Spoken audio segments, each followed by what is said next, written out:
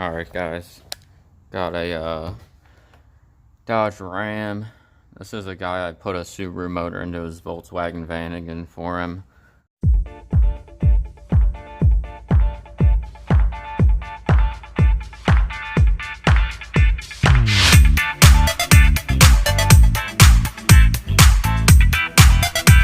But he's got this Ram. I put an exhaust on it a few months ago, but he's got a code for cam timing or something or other. I'll put the screenshot of the codes in here, and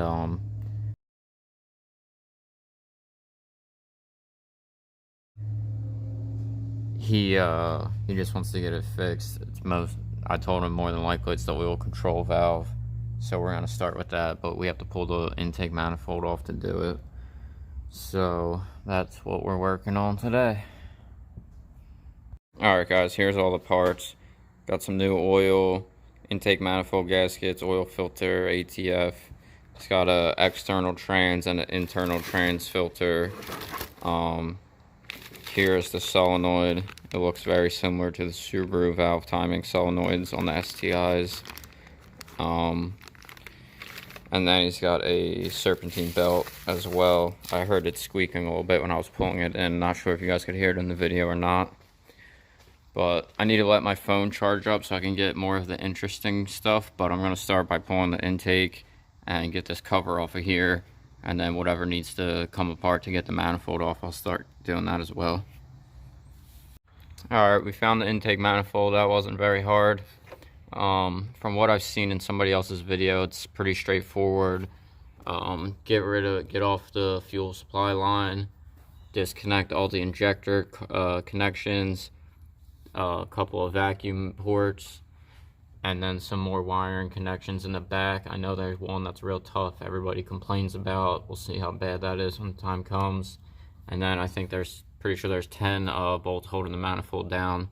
The video I watched, the guy thought there was only 8, and then he realized he was wrong. Got the last 2. So at least now we won't have to make the same mistake. It's a good thing about watching other people's videos is you get to see what they did wrong. So I'm going to let my phone charge up some more, and then I will film some stuff. Hopefully I have a tool to get the fuel line off, or I might be going to the store. I'll just show you real quick how to get these connectors off. Some of them will be easy. You can just do with your finger, but you gotta pop this red tab up and then push the black piece in once the red is up. This one's a little tight, so you're gonna need a screwdriver. You could also use a little pick if you wanted to, but basically just gotta get up under it and push it up like that. That is called the safety tab. And then there's your typical black push-in tab, just like most connectors have. You just push in on that, pull up, good to go. So those are easy. I'm not going to show every single one of those, but I think you get the idea. Alright guys, I just want to show you this for if any of you are watching this for educational purposes. This plug back here is a little tricky. It has a red safety tab. I'm kind of colorblind, so I didn't even recognize it. But you got to push that forward, and then the tab is underneath of that to release this. Took me a second to figure that out. There's another big gray connector on the other side that does not have a safety tab. It just pulls right out, regular tab style. So I just want to show you guys that in case you're watching this to learn. It took me a second. I'm used to seeing the little 90-degree lip on them to show you that it has to be pushed up. Took me a second. Alright, luckily I was able to get the fuel line disconnected with these with the plastic ones. They're not the greatest. I recommend buying the metal ones. I haven't bought them yet because I'm cheap and we have these ones at the shop here, so I just use these. Luckily I was able to get it undone. They're definitely not the best though. I highly recommend getting the aluminum or metal, whatever type of metal it is. I think it's aluminum. So I think we're pretty much done. I got these hoses off.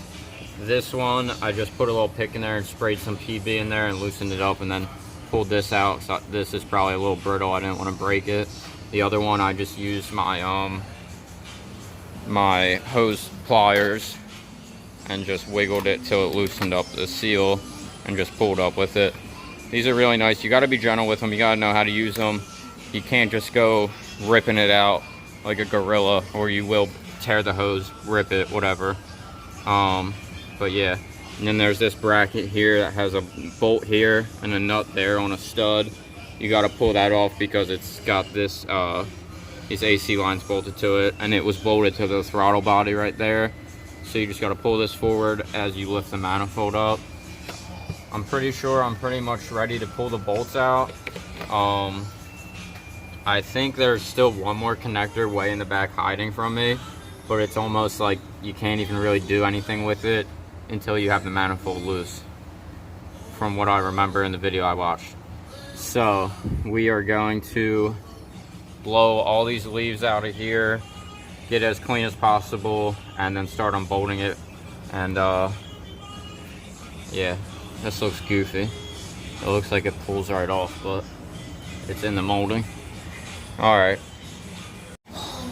guys, we got the manifold off. Bit of a bitch.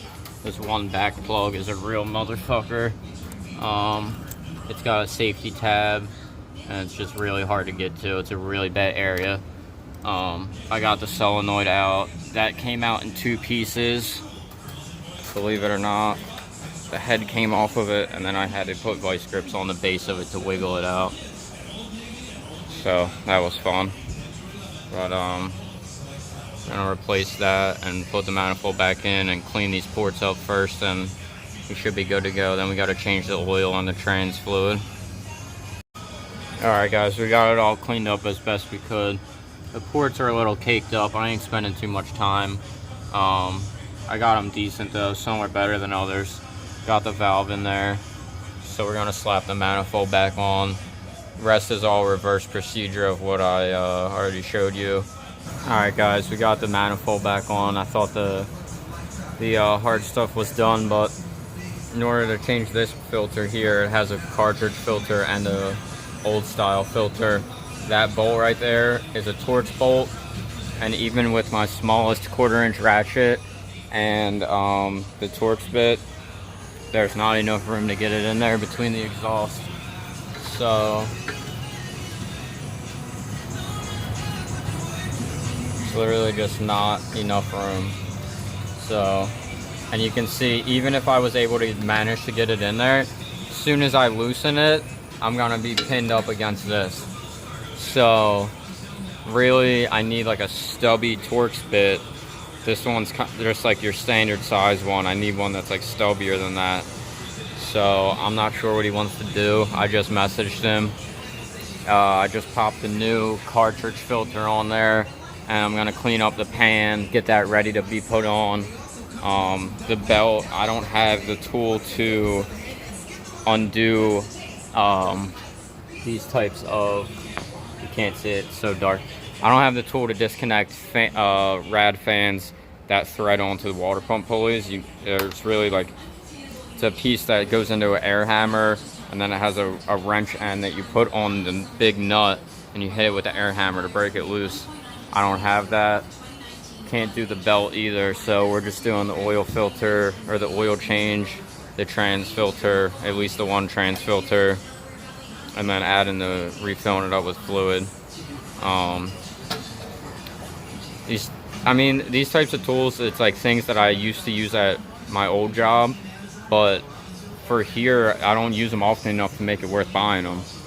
So if he tells me he wants me to go buy the tools and he'll pay me to do it, then that's fine, but I'm not gonna buy the tools to use it once and, you know, never use it again. It's just a waste of money.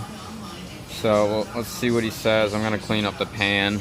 Well, we got most of the hard stuff done, it seems like. Luckily this pan came out easily. It just comes right out, slides out from in front of the exhaust. There's plenty of room to slide it forward. And there's a shitload of fluid in there too. So he said he only bought 5 liters, so I'm gonna have to go get more. Hopefully they have Mopar ATF at Napa. I guess we'll find out. Alright guys, so we decided to leave that one filter. It wasn't worth trying to find the tool. And then he brought me some more ATF last night. We topped it off. Truck seems to be running good. He's got some kind of an exhaust leak up near the manifold or the cat. The code's cleared from disconnecting the battery. Haven't driven it much yet, but I'm gonna go take it for a little test drive in a little bit and see how see if any codes come back, see if it's running good. Seems to be running good at idle. Alright, well, thanks for watching, guys. Hopefully you learned something from the video. Have a good one.